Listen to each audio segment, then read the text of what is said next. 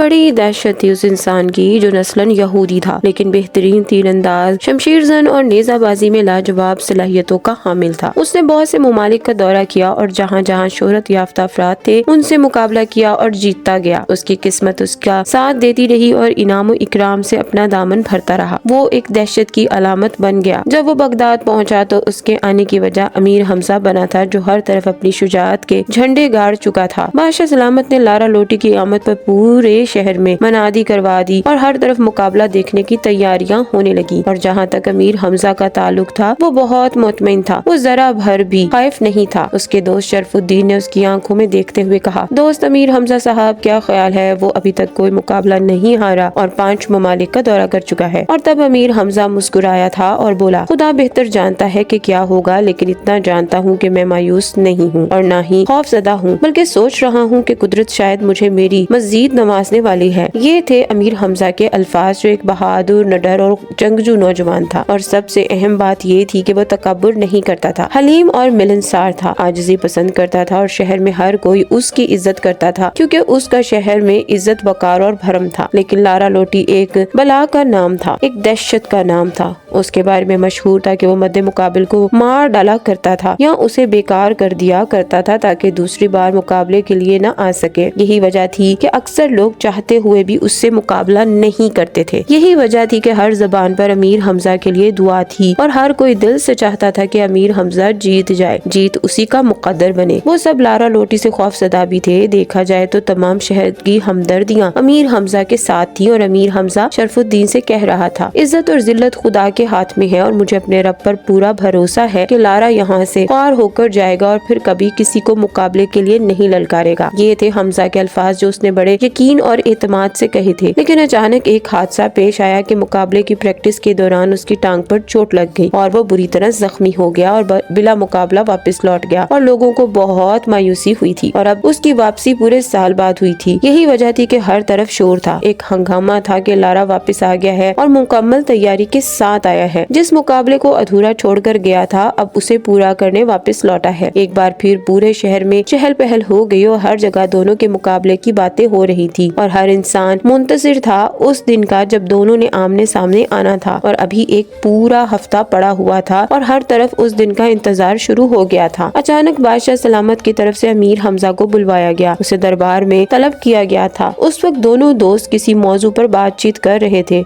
जब बादशाह सलामत की तरफ से प्यादा आया था। जब वो पैगाम देकर लौट गया तो शरफुद्दीन बोला, बादशाह सलामत को क्या जरूरत पड़ गई जो इस कदर जल्दी में बुलवा लिया है कि 1 घंटे के अंदर अंदर दोबारा हाजिरी दे। शरफुद्दीन की बात सुनकर अमीर हमजा मुस्कुराया और बोला, दोस्त वो इस मुल्क का हाकिम है और मैं उसका एक शहरी, हो सकता है कि किसी जाती काम की वजह से बुलवा लिया हो। शरफुद्दीन ने इनकार में सर हिला दिया और बोला, मेरा अंदाजा कहता है कि वो तुमसे मालूम करना चाहते हैं कि तुम मुकाबले के लिए जिस्मानी और ज़हनी तौर पर तैयार भी हो कि नहीं, क्योंकि बादशाह सलामत तुमको बहुत चाहते हैं और फिर इस मुकाबले में उनके अपने मुल्क की इज्जत दाव पर लग जाएगी क्योंकि लारा ना तो यहूदी है और ना ही वेस्ट इंडियन। वो दोगली नस्ल रखने वाला नौजवान है, उसकी कौमियत का किसी को दुरुस्त तरीके से अंदाजा नहीं है। अपने दोस्त शरफुद्दीन की बात सुनकर अमीर हमजा चौंका क्योंकि उसने इस अंदाज से सोचा ही नहीं था। लिहाजा बोला, बादशाह ये क्यों पूछने लगा? अगर मैंने मुकाबला ना करना होता तो ऐलान करवा देता कि मेरी तैयारी नहीं, 2 माह इंतजार करें या फिर आ जाए। वो भी तो चोट लगने से अचानक वापस चला आया था और पूरे साल बाद लौटा है। पहर कैफ जाकर मालूम कर लेता हूँ, लेकिन तुम्हारी बात में वजन है। इतना कहकर अमीर हमजा तैयार होकर अपने सफेद घोड़े पर बैठा और दरबार जा पहुँचा। दरबार लगा हुआ था बल्कि भरा हुआ था और बादशाह सलामत तख्त नशीन थे और वजीर आजम से कुछ बात कर रहे थे। अमीर हमजा को देखकर शफीक अंदाज से मुस्कुराया और उसे करीब आने को कहा और उसे एक कुर्सी पर बैठने का इशारा किया जो बिल्कुल उनके करीब थी। अमीर हमजा को रंश बजा लाया और अदब से उस कुर्सी पर जाकर बैठ गया जो उसके लिए मखसूस की गई थी। सब अफराद हमजा की तरफ देख रहे थे और बादशाह बड़ी मोहब्बत भरी नजरों से जांबाज बहादुर नौजवान अमीर हमजा की तरफ देख रहे थे। अचानक उन्होंने लब कुशाई फरमाई, अमीर हमजा तुमसे एक बात अहम मालूम करने के लिए बुलवाया गया है और वो बात तुम्हारी जाती राय है। हम पूछना चाहते हैं कि क्या तुम लारा लोटी के साथ मुकाबला करना चाहते हो, और दूसरी बात, अगर नहीं करना चाहते तो तुम पर हमारी तरफ से कोई दबाव नहीं, तुम इनकार कर सकते हो کیونکہ تمہاری طرف سے کوئی اعلان نہیں ہوا۔ جب لارا آیا تھا اور اس نے اپنی آمد کی اطلاع دربار تک پہنچا دی تھی تو ہم کو تمہارا انتظار تھا، لیکن تم نہیں آئے، اس لیے تمہیں بلوایا ہے۔ حمزہ سینے پر ہاتھ رکھ کر کھڑا ہو گیا، پھر قدرے جھکا، سیدھا ہوا اور بولا، عالم پناہ آپ کا اقبال بلند ہو، خدا آپ پر اپنی رحمت فرمائے اور ایک طویل عمر اور صحت جیسی نعمت سے مالا مال کرے، آمین۔ عرض یہ کرنا چاہتا ہوں کہ مجھے حاضر ہونا چاہیے تھا، یہ میری غلطی ہے اور اپنی اس کوتاہی پر معافی چاہتا ہوں۔ اور دوسری بات، جب میرے ملک کی عزت کا سوال ہو تو امیر حمزہ میدان کیسے چھوڑے گا؟ نہیں، ہرگز نہیں، موت قبول ہے لیکن انکار نہیں۔ ہاں، اگر میرا ارادہ مقابلے کا نہ ہوتا تو خود فوراً حاضری خدمت ہو کر اعلان کر دیتا۔ شاباش، ہم کو تم سے یہی امید تھی اور ہماری دعائیں تمہارے ساتھ ہیں، لیکن امیر حمزہ یہ نوجوان خطرناک ہے، جسمانی نقصان پہنچانے کا ماہر ہے اور یہ کوئی اچھی بات نہیں۔ اس بات کو ہم پسند نہیں کرتے اور یہ بھی نہیں چاہتے کہ تمہیں کوئی نقصان پہنچے۔ امیر حمزہ مسکرایا اور بولا، کمزور دل والے نقصان اٹھا جاتے ہیں اور میرا دل کمزور نہیں۔ مجھے اپنی طاقت، اپنے فن اور اپنے رب پر بھروسہ ہے کہ اپنے ملک کا وقار بحال رکھوں گا۔ میں مقابلے کے لیے ہر وقت تیار ہوں۔ بادشاہ سلامت خوش ہو گئے۔ انہوں نے وزیر اعظم سے کہا، دیکھا وزیر اعظم، ہم یہی کہہ رہے تھے کہ امیر حمزہ ایک بہادر اور دل والا نوجوان ہے، وہ کبھی بھی لارا سے خوفزدہ نہیں ہو سکتا، لیکن تم ہم کو کہہ رہے تھے کہ امیر حمزہ کو بلوا کر اس کی رائے معلوم کر لی جائے۔ اب آپ دیکھ لیں ہمارے بہادر نوجوان نے کیا جواب دیا۔ وزیر اعظم کھڑا ہو کر بولا، آفرین ہے اس کے ماں باپ پر جنہوں نے اس کی پرورش کی ہے، میں نے بس ایک خدشے کا اظہار کیا تھا اور ابا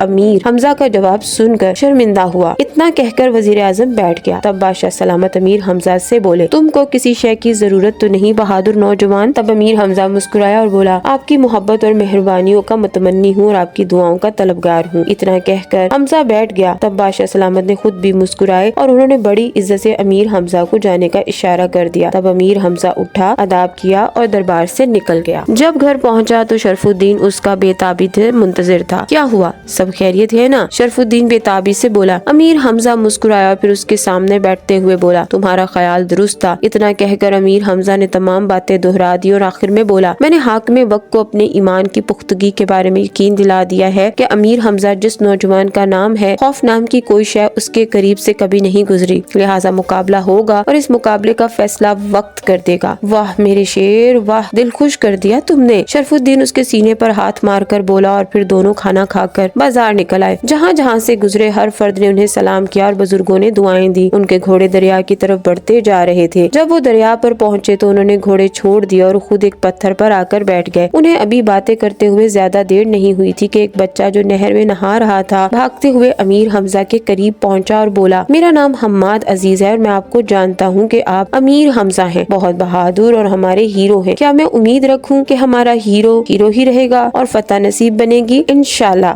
میں فاتحہ بنوں گا، امیر حمزہ بولا اور بچہ مسکرا کر کہنے لگا، اگر آپ فاتحہ بنیں گے تو مجھے اپنی شاگردی میں لے لیں، کیونکہ آپ میرے آئیڈیل ہیں اور میں آپ کے لیے اپنے رب سے دعا کروں گا، وہ آپ کی مدد کرے گا۔ امیر حمزہ نے اسے اپنے سینے سے لگا کر پیار کیا اور بولا، تم آج سے شاگرد ہو میرے، اس مقابلے کے بعد تم میرے پاس آ جانا، میں تمہیں ٹریننگ دوں گا۔ بچہ حماد عزیز خوش ہو گیا اور ہاتھ ملا کر پھر دریا کے پانی میں کود گیا۔ شرف الدین مسکرا کر بولا، واہ شاندار، بڑا جیدار اور بہادر بچہ ہے جو آپ کو استاد بنا گیا۔ بہرکیف ہم بات یہ کر رہے تھے کہ اس انسان لارا لوٹی کو کس خانے میں فٹ کیا جائے۔ حمزہ مسکرایا اور بولا، پتہ نہیں وہ کس نسل سے ہے اور اس کی قومیت کیا ہے جو دوسری بار میرے ساتھ مقابلہ کرنے کے لیے آیا ہے، حالانکہ ٹانگ پر چوٹ لگنے سے اسے دوبارہ یہاں نہیں آنا چاہیے تھا۔ یہ آدمی کون ہے اس کا پتہ کرنا ہے۔ پھر اس نے پورے 8 دن بعد مقابلے کا دن رکھا، آخر کیوں؟ کیا 1-2 دن بعد یہ مقابلہ نہیں ہو سکتا تھا؟ لہٰذا مسٹر شرف الدین میرے دوست، ہم لوگوں کو اس پر نظر رکھنا پڑے گی۔ شرف الدین بولا، نظر کیسے رکھیں گے؟ تمہارا مطلب ہے کہ اس کی مصروفیات پر نظر رکھیں اور یہ جاننے کی کوشش کریں کہ کہاں ٹھہرا ہوا ہے، اور میرا خیال ہے کہ وہ شاہی مہمان ہے اور اسے وہیں ہونا چاہیے۔ اتنا سن کر امیر حمزہ اٹھ کھڑا ہوا اور شرف الدین سے بولا، میرے دوست مجھے وزیر اعظم سے ملنا پڑے گا، باقی باتیں آ کر بتا دوں گا۔ اتنا کہہ کر امیر حمزہ ایک دم اٹھ کھڑا ہوا اور گھوڑے پر بیٹھ کر شرف الدین کو دریا کے کنارے تنہا چھوڑ کر دربار تک چلا آیا۔ اس نے اندر پیغام بھجوایا کہ اسے وزیر اعظم سے ملنا ہے، لہٰذا اسے فوری طور پر وزیر اعظم تک پہنچایا گیا۔ کیا بات ہے حمزہ،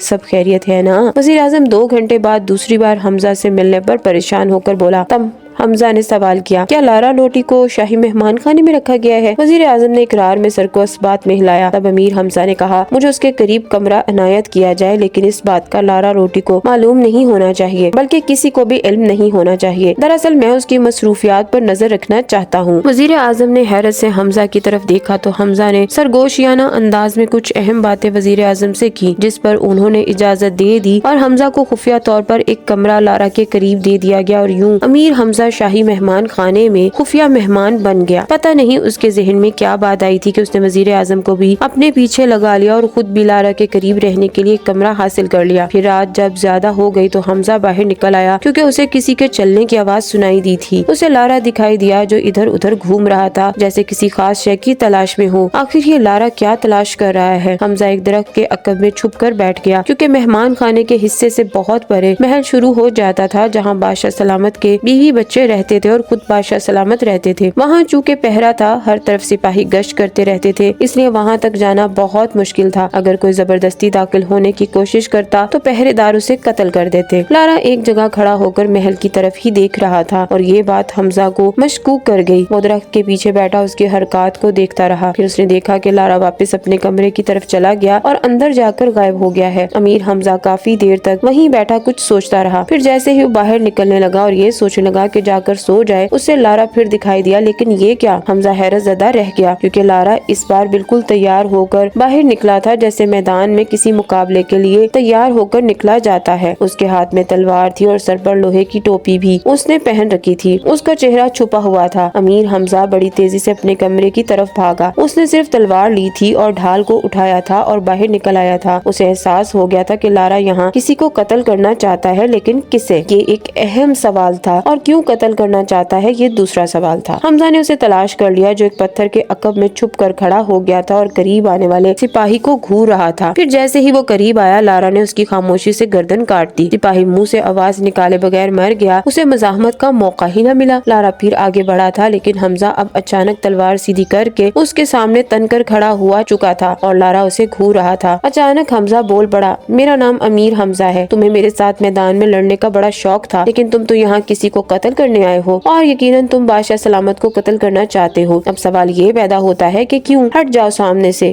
لارا گرایا، ورنہ تمہیں قتل کر دوں گا۔ اتنا کہہ کر وہ اس پر چڑھ دوڑا، لیکن حمزہ غافل نہیں تھا۔ شور سن کر پہرے دار سب جمع ہو گئے۔ تب امیر حمزہ زور سے بولا، خبردار کوئی ہم دونوں کے قریب نہ آئے۔ میرا نام امیر حمزہ ہے اور یہ لارا ہے جو بادشاہ سلامت کو قتل کرنا چاہتا ہے۔ اس نے ایک سپاہی کو موت کے گھاٹ اتار دیا ہے، لہٰذا میں اس سے اکیلا ہی مقابلہ کروں گا، اور اگر یہ مجھے قتل کر دے تو پھر تم لوگ اس پر حملہ کر سکتے ہو۔ اتنا کہہ کر امیر حمزہ لارا پر ٹوٹ پڑا۔ ادھر سپاہیوں نے خطرے کا بگل بجا دیا تھا اور اچانک جوک در جوک پہرے دار اس طرف دوڑ کر آئے تھے۔ اب لارا تو تابڑ توڑ امیر حمزہ پر تلوار سے حملے کر رہا تھا اور امیر حمزہ اس کے ہر وار کو بچا رہا تھا۔ اس نے نہ تو ذرہ پہن رکھی تھی اور نہ ہی سر پر لوہے کی ٹوپی تھی جس سے وہ لارا کے وار کو بچا پاتا۔ اسے تیاری کا موقع ہی نہیں ملا تھا، البتہ لارا بالکل تیار ہو کر آیا تھا۔ دونوں کی تلواریں آپس میں ٹکرا رہی تھیں، آوازیں پیدا ہو رہی تھیں۔ محل کے ایک حصے میں وزیر اعظم خود اپنے بیوی بچوں کے ساتھ رہتا تھا، وہ بھی وہاں آ گیا تھا اور ایک عجیب منظر کو دیکھ رہا تھا۔ اچانک امیر حمزہ نے وزیر اعظم کو دیکھ لیا اور چلا کر بولا، جناب عزت مآب وزیر اعظم صاحب، یہ لارا بادشاہ سلامت کو قتل کرنے آیا تھا اور اسی نیت سے اس نے تیاری کر رکھی تھی۔ اس نے محل کے اندر جانے کے لیے ایک سپاہی کو مار ڈالا ہے اور میں چاہتا ہوں جب تک میرے بازوؤں میں جان ہے اس سے مقابلہ کرنے دیا جائے۔ وزیر اعظم بھی چلا کر بولا، گھبراؤ نہیں، یہ تمہارا شکار ہے، تمہارے نزدیک کوئی نہیں آئے گا، تم مقابلہ جاری رکھو، لیکن اس کو جان سے مت مارنا، اسے زندہ سلامت بادشاہ سلامت کے سامنے پیش کیا جائے گا۔ اور امیر حمزہ جو تلوار بازی کے جوہر دکھا رہا تھا، اچانک اس نے ترچھی تلوار لارا کی ٹانگ پر دے ماری اور وہ چیخ کر لڑکھڑا گیا، لیکن اس نے ہمت نہیں ہاری کیونکہ ٹانگ پر اسے بہت گہرا زخم نہ آیا تھا۔ اور پھر ایسا ہوا کہ پورے 30-40 فوجی جو محل میں مختلف جگہوں پر پہرا دے رہے تھے، سب اکٹھے ہو گئے اور اپنے سامنے ایک عجیب و غریب لڑائی کو دیکھ رہے تھے۔ وزیر اعظم کی وجہ سے وہ دخل نہیں دے رہے تھے، ورنہ لارا کو سب مل کر قتل کر ڈالتے۔ اچانک حمزہ نے اس کے بازو پر بڑا خطرناک وار کیا اور لارا کا بازو کٹ کر گر گیا اور لارا کراہ پڑا، لیکن وہ ہار ماننے والا نہیں تھا۔ اب وہ ایک بازو سے لڑ رہا تھا۔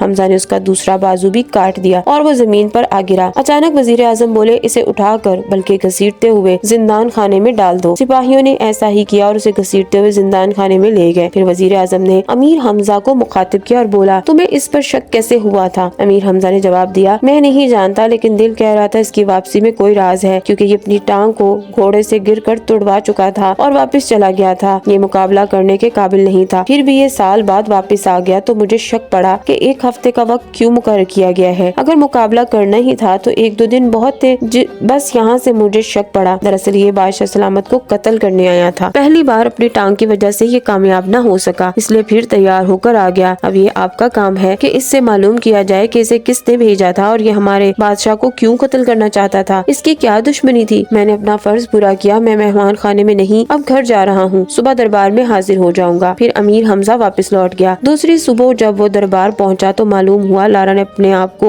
मौत के घाट उतार लिया है और वो कोई बयान नहीं दे सकता। अलबत्ता बादशाह ने उसे सीने से लगाकर प्यार किया और बेशुमार इनामो इकराम से नवाजा और कहा, हमजा तुम वाकई इस मुल्क का वकार हो, हमारी इज्जत हो, तुमने हमारी जान बचाकर हम पर एहसान किया है। अमीर हमजा बोला, नहीं जहाँ पनाह, मैंने एहसान नहीं किया, अपना फर्ज पूरा किया है, क्योंकि मेरे बादशाह सलामत से इस मुल्क की राया बहुत खुश है। बादशाह ने सुनकर उसे फिर से सीने से लगा लिया।